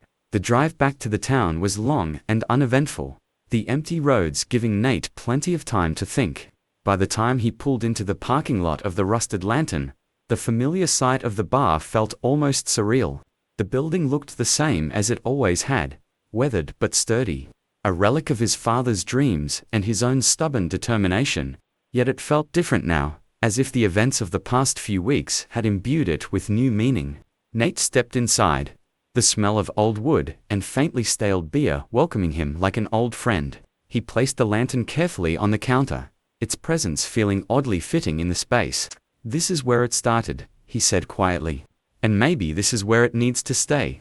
The following days passed slowly, but the bar began to feel alive again.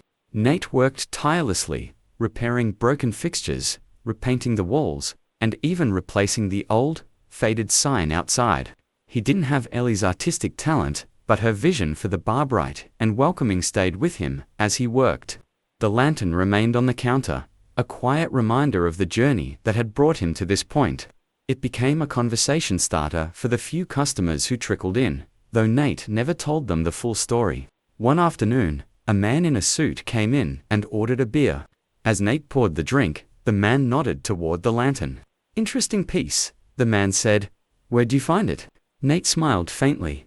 "It's been with me for a while. Let's just say, it's got a lot of history." The man chuckled. "Sounds like there's a story there." "There is," Nate replied, "but some stories are better left for another time." Meanwhile, Adam and Ellie settled into a small town far from the chaos they had left behind. Adam found work at a local hardware store, his skills with tools quickly earning him a reputation as a reliable handyman. Ellie started school again, her first time back in a classroom since the loss of her mother. Though she was quiet at first, she quickly bonded with her classmates. Her natural curiosity and artistic talent endearing her to everyone she met. Adam watched her thrive with a mixture of pride and relief. For the first time in years, he felt like they had a chance at a normal life. Though the lantern was no longer with them, Ellie felt its presence in her dreams. She often saw its light, warm and inviting, and felt a deep connection to it. One night, She dreamed of Nate standing behind the bar at the rusted lantern, the lantern's glow illuminating the space. He looked older, more confident, but his expression was calm, as if he had found his place in the world. When Ellie woke, she told Adam about the dream. "He's okay," she said simply. Adam nodded, brushing a strand of hair from her face. "He's strong. He'll be okay, just like we are." Ellie smiled. "I think the lantern is still helping him, just like it helped us." Though the immediate threat of the shadows was gone, Nate couldn't shake the feeling that their influence might linger elsewhere. The world was vast, and the shadows had been powerful. There was no guarantee that others like them didn't exist. Nate spent his evenings poring over the ledger, searching for clues his father might have left about the lantern's origins. The cryptic notes and symbols began to make more sense as he studied them, and he realized that his father had been part of something larger, a network of people dedicated to protecting objects like the lantern from falling into the wrong hands. "This isn't just about me," Nate muttered, closing the ledger one night. It never was. The thought gave him purpose, a reason to keep moving forward. A week after Nate returned to the bar, Grayson walked through the door.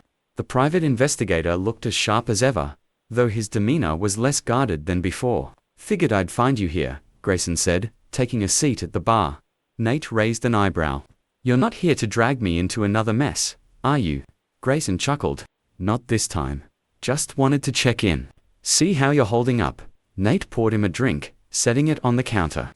"I'm good. The bar's good. For the first time in a while, I feel like I've got a handle on things." Grayson nodded, glancing at the lantern. "And that? It stays here," Nate said firmly. "It's safe, and I'll make sure it stays that way." Grayson smiled faintly. "Good. That's exactly where it belongs." Grayson lingered at the bar, his drink untouched as he studied Nate. The faint hum of the lantern on the counter seemed to fill the silence between them, its presence a quiet reminder of everything they had endured.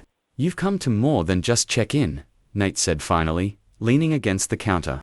Grayson nodded, his expression turning serious. "I won't lie to you, Nate, the shadows are gone, but what we dealt with, that was just one piece of a much larger puzzle. There are other objects like the lantern out there. Some are even more powerful and more dangerous."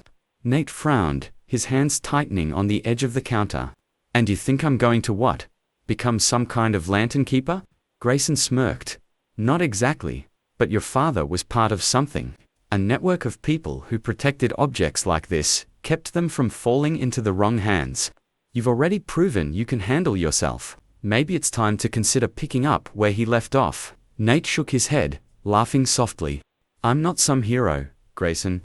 I'm just a guy trying to keep a bar running." "Maybe," Grayson replied. "But the lantern chose you. That means something." Nate didn't respond right away.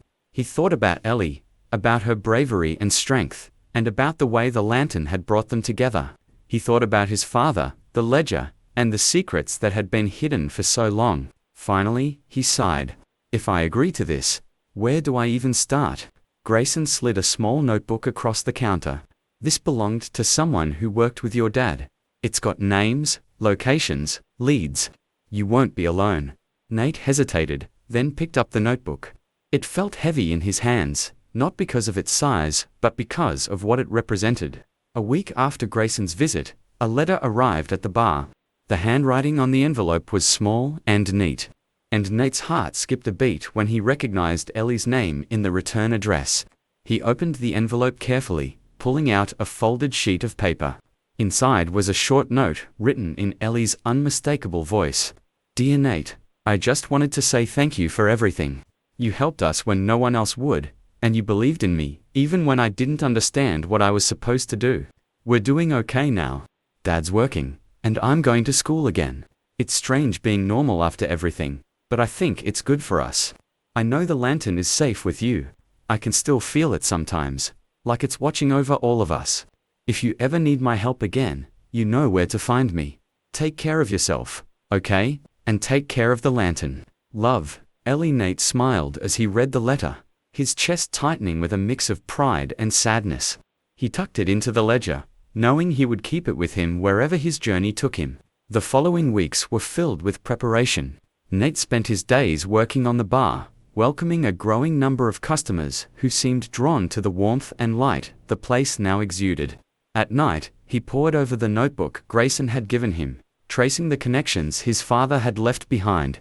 Each entry in the notebook told a story: a mysterious artifact buried in the desert, a secluded monastery guarding an ancient secret, a small village where strange occurrences were reported. Nate felt the stirrings of a purpose he hadn't known he was searching for. The lantern had given him a chance to confront his own fears and failures, and now it was offering him a way forward. One evening, as Nate was closing up the bar, the lantern's faint glow flickered to life again. He froze, staring at it in surprise. The light was weak, but it was steady, as if the lantern was waking up after a long rest. "Is that you, Ellie?" Nate asked softly, his voice barely above a whisper. The lantern didn't respond, of course, but its light seemed to pulse gently, as if acknowledging his words. Nate smiled, placing a hand on the lantern. "I don't know where this is going, but I'll do my best. For you, for your dad, for all of us." The lantern's glow brightened slightly, filling the bar with a warm, golden light. Far away, Adam and Ellie were settling into their new routine. Adam had found peace in the simplicity of his new job, while Ellie continued to thrive in school, her artistic talent blossoming in ways that surprised even her teachers. One afternoon, as Ellie was sketching by the window, she paused, her pencil hovering over the page. She felt a warmth in her chest, faint but unmistakable, the lantern's light, reaching out to her across the distance. She smiled and returned to her drawing, sketching a bright, hopeful scene of the rusted lantern, its windows glowing with light and life. As Nate locked up the bar that night, he slung his backpack over his shoulder, the lantern safely tucked inside. He looked around the familiar space, taking in the warm glow of the lights and the quiet hum of the jukebox. "I'll be back," he said softly, though no one was there to hear him. With that, he stepped out into the night, the road ahead stretching wide and full of possibilities. Nate walked down the quiet street, the lantern nestled in his backpack. The town was still, its familiar sights and sounds fading into the background as he turned his focus inward. Though the bar had been his refuge for years, he now felt a pull to venture beyond its walls. The lantern, faintly pulsing with life, seemed to echo that call. Before leaving town, Nate made one last visit to the cemetery where his father was buried. The grave was simple, marked by a weathered headstone that bore his father's name and the inscription, "Built with love, guided by light." Nate knelt beside the grave, resting his hand on the cool stone. "You knew all along, didn't you?" he said softly. "About the lantern, about the shadows, about everything. You could have told me." The wind whispered through the trees, and Nate smiled faintly. "I get it now. You were trying to protect me, but I think you also wanted me to figure it out on my own. You wanted me to find my own way." He stood, his hand still lingering on the stone. "I'll take care of it, Dad. The bar, the lantern, everything. I'll make you proud." The lantern in his backpack pulsed warmly, as if in agreement. After weeks of poring over Grayson's notebook, Nate began reaching out to some of the names his father had left behind. The responses were cautious at first, cryptic phone calls and guarded emails, but as Nate shared his story, the pieces of a larger picture began to emerge. He learned of a network of people like his father, scattered across the world, each dedicated to protecting objects of power like the lantern. Some were historians, others scholars, and a few were ordinary people who had stumbled into extraordinary circumstances. One contact, a woman named Meera Patel, became a key ally. Meera was an archaeologist who had devoted her life to studying artifacts tied to ancient myths. She explained that the lantern was part of a set one of several objects believed to have been created to counteract forces of darkness. "There are others out there," Meera told Nate during a late-night phone call. "If the shadows you faced are gone, it's because the lantern fulfilled its purpose. But if you want to keep the world safe, finding the other artifacts is the best way to make sure nothing like this happens again." Nate leaned back in his chair, the notebook open in front of him. "Where do I start?" Meera paused before replying. "There's a temple in South America hidden deep in the rainforest. The last person who went there left a clue in your father's notes. If you're willing to go, I can guide you." Nate glanced at the lantern, its faint glow steady and reassuring. "I'll go," he said. In their new town, Adam watched Ellie thrive. She had made friends, earned top marks in her classes, and spent her free time drawing vibrant, hopeful scenes. Despite the peace they had found, Adam couldn't shake the feeling that their journey wasn't truly over. One evening, as he helped Ellie with her homework, she looked up at him with her bright, knowing eyes. "You're thinking about Nate," she said. Adam froze, then chuckled softly. "You caught me. I just wonder how he's doing." Ellie set down her pencil, her expression thoughtful. "He's okay. He's doing what he's supposed to do. But I think he might need help someday." Adam leaned back in his chair, studying his daughter. "And you think we should be there for him?" Ellie nodded. "He was there for us. And the lantern, it's part of us, too." Adam smiled, his heart swelling with pride. "Then we'll be ready, whenever he needs us." Nate's journey to the temple in South America was his first step into a larger world. Guided by Myra's expertise and the faint glow of the lantern, he trekked through dense jungle, braving harsh conditions and uncovering ancient ruins that had been untouched for centuries. The temple was unlike anything he had ever seen, its walls carved with intricate designs that echoed the patterns on the lantern. At its center, Nate discovered another artifact, a small obsidian orb that pulsed with a dark energy. As he reached for it, the lantern flared to life, its light counteracting the orb's shadowy glow. Nate hesitated, then carefully placed the orb into a protective case. "This is just the beginning," he murmured to himself. He carried the orb back to the surface, his resolve growing stronger with every step. The lantern's faint warmth reassured him, a constant reminder that he wasn't alone in this fight. Months turned into years, and Nate's role as a protector of the lantern and its legacy grew. He traveled to far-off places, uncovering more artifacts, and working with the network his father had helped build. Each mission brought new challenges, but Nate faced them with the strength and purpose he had found through Ellie, Adam, and the lantern. Back at the rusted lantern, the bar became a sanctuary for others, like him, those who had encountered the strange and extraordinary. It was a place where stories were shared, where hope was kindled, and where the light of the lantern continued to burn bright. Though Ellie and Adam remained in their quiet town, the lantern's influence stayed with them. Ellie's dreams often showed her glimpses of Nate's journey, his triumphs, his struggles, and the light he carried into the darkest corners of the world. One night, as she sketched another vision of Nate, Ellie paused and smiled. "He's doing okay," she whispered to herself. Adam, passing by her room, stopped in the doorway. "Who's doing okay?" Ellie looked up at him, her eyes shining. "Nate, he is making a difference." Adam walked over and placed a hand on her shoulder. "So are you, Ellie. Don't forget that the lantern's journey was far from over, but its light now burned brighter than ever." In Nate's hands, it had become a beacon of hope, a symbol of resilience against the shadows that sought to consume the world. For Ellie, Adam, Grayson, and all those who had been touched by its power, the lantern represented something greater, a reminder that even in the darkest times, light could prevail. Years had passed since the lantern's light first changed their lives. Time had softened the sharp edges of their memories, but the events that had bound Nate, Adam, Ellie, and Grayson together remained a part of them, shaping their futures in ways they couldn't have imagined. The rusted lantern was no longer just a bar. Under Nate's care, it had become a beacon for those who sought answers, refuge, or simply a place to belong. Stories of Nate's travels and the lantern's strange power began to spread, attracting a steady stream of visitors. Some came out of curiosity, drawn by tales of a mysterious man with a glowing artifact. Others came seeking help, carrying their own burdens of supernatural encounters and unanswered questions. Nate welcomed them all, listening to their stories and offering what guidance he could. The lantern sat on a pedestal behind the bar, its faint glow constant and reassuring. Though its full power had been spent in the battle against the shadows, it seemed to hum with a quiet energy, as if it was always watching, always ready. One evening, as Nate was cleaning glasses, a young woman entered the bar. She was hesitant at first, her eyes darting nervously around the room. "Can I help you?" Nate asked, his tone calm but inviting. The woman stepped closer, pulling a small, intricately carved box from her bag. I think this belongs with you," she said, placing the box on the counter. Nate opened it carefully, revealing a delicate silver pendant that pulsed faintly with light. "Where did you find this?" he asked, his voice steady. The woman hesitated.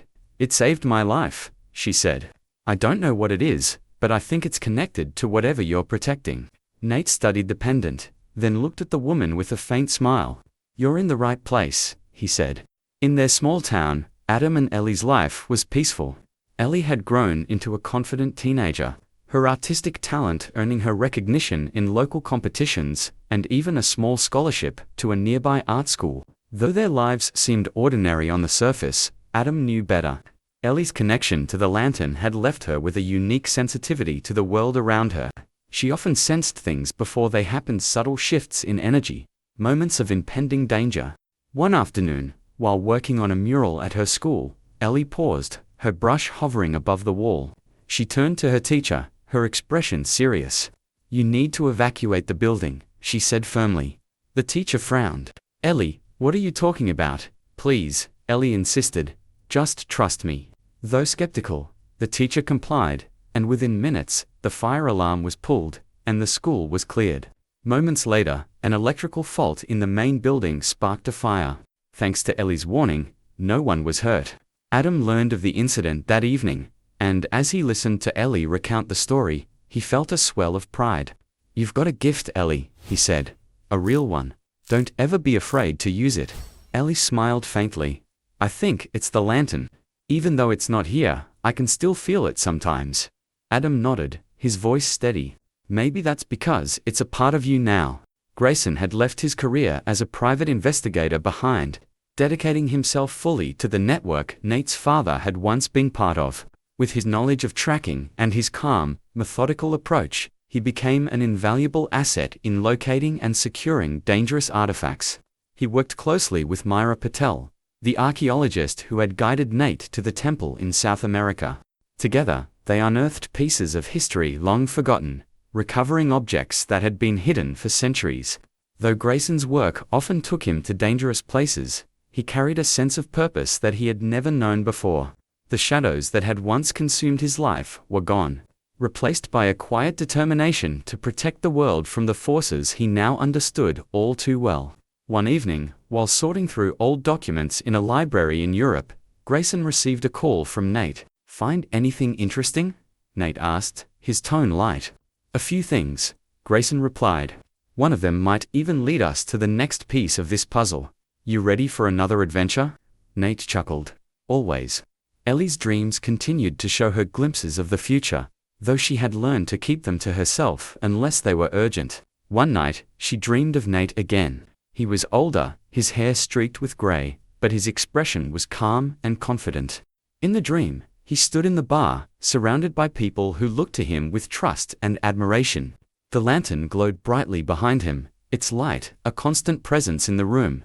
Ellie woke with a smile, her heart filled with warmth. She knew Nate was on the right path, and she felt a deep sense of gratitude for the role he had played in her life.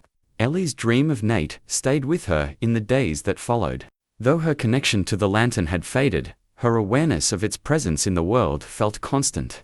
It was as if the light that had once guided her now quietly supported everyone it had touched, weaving an invisible thread between them. At the Rusted Lantern, Nate's life had become a balancing act between the bar and the network his father had helped build. As word of the bar's new purpose spread, it attracted a unique clientele, people who sought more than just a drink. One evening, as Nate was locking up for the night, a man entered the bar, his face lined with exhaustion. He carried a battered suitcase and hesitated near the door. "Can I help you?" Nate asked, setting his keys down. The man nodded slowly. "I heard this place might be able to help me. Something's been following me, and no one believes me." Nate gestured for the man to sit at the counter. "You're not crazy," he said simply. "Start from the beginning." As the man recounted his story, Nate listened carefully, his thoughts drifting back to his first encounter with Adam and Ellie. The fear in the man's voice was all too familiar, but so was the quiet resilience behind it.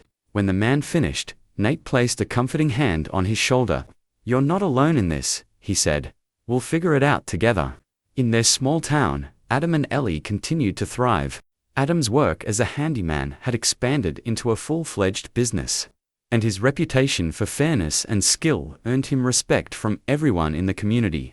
Ellie, now in high school, had become a leader among her peers. Her artwork often reflected the journey she had been on, filled with themes of light overcoming darkness and ordinary people rising to extraordinary challenges. During a school art exhibit, Ellie's mural, a sweeping depiction of a glowing lantern surrounded by figures of shadow and light, drew attention from the local press. Reporters marveled at her talent, but only Ellie knew the depth of the story behind the piece. When asked about the inspiration for her work, Ellie smiled softly. "It's about finding hope," she said. "Even in the darkest times, there's always a light to guide you." Grayson and Myra's work continued to uncover ancient artifacts, each with its own unique history and power. Their partnership deepened over time, built on mutual respect and a shared purpose. On one of their expeditions to a remote desert in North Africa, they uncovered a stone tablet inscribed with a language that predated any known civilization. The tablet spoke of the guardians of the light, an ancient order tasked with protecting artifacts like the lantern. "This confirms it," Myra said, her voice filled with excitement as she traced the carvings with her fingers. "Your father wasn't just working alone. He was part of something much bigger." Grayson nodded, his gaze thoughtful. "And now, it's our turn to carry the torch." Though their paths had diverged, Nate, Adam, Ellie, and Grayson remained connected through their shared experiences. Letters and phone calls kept them in touch, but there was an unspoken understanding that their journey together wasn't over. One afternoon, as Nate was closing the bar, he received a call from Ellie. "Hey kid," Nate said, smiling as he leaned against the counter. "How's life treating you?" "Good," Ellie replied, her voice bright. "School's busy, and Dad's working like crazy, but we're doing great." Nate chuckled. "Sounds like you're keeping out of trouble." "Mostly," Ellie said, then hesitated. "Nate, I had another dream about you. About the lantern." Nate's smile faded slightly. "What did you see?" Ellie took a deep breath. "I think something's coming. I don't know what it is, but it's big. And I think we're all going to need to be together for this one." Nate's grip on the phone tightened. "Do you feel safe where you are?" "Yeah," Ellie assured him. "It's not happening yet, but I wanted to let you know, just in case." Nate exhaled slowly. "Thanks for telling me. Stay close to your dad, okay? And if anything changes, you call me right away." "I will," Ellie promised. After the call ended, Nate stared at the lantern, its glow steady but faint. "Looks like we're not done yet," he murmured. Despite the warning in her dream, Ellie continued to live her life with a quiet confidence. She knew the world was vast and unpredictable, but her experiences with the lantern had given her a resilience that few her age possessed. Her dreams of Nate grew less frequent, but when they came, they were vivid images of him standing against impossible odds. The lantern's light blazing like a beacon in the dark. Ellie began to sketch these visions, creating a series of drawings that she kept hidden in a journal. Each image felt like a piece of a larger puzzle, and though she didn't fully understand their meaning, she trusted that the time would come when they would be needed. Months passed, and the lives of Nate, Ellie, Adam, and Grayson continued on their distinct paths. But the invisible thread connecting them remained strong. Each of them felt it a quiet sense of anticipation, as though the lantern's influence hadn't finished weaving its story. At the rusted lantern, Nate began to notice changes in the artifact.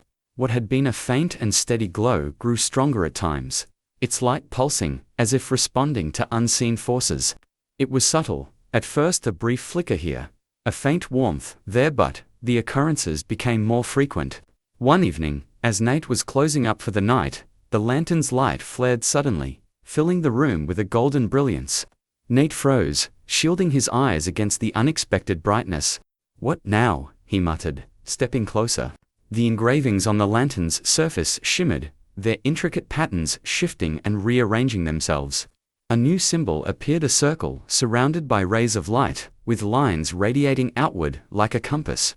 Nate grabbed his notebook, frantically sketching the symbol. "You're trying to tell me something," he said aloud. "But what?" The light dimmed, returning to its usual faint glow, but the symbol remained etched into the lantern's surface. Nate immediately reached out to Grayson and Myra, sending them a photo of the newly revealed symbol.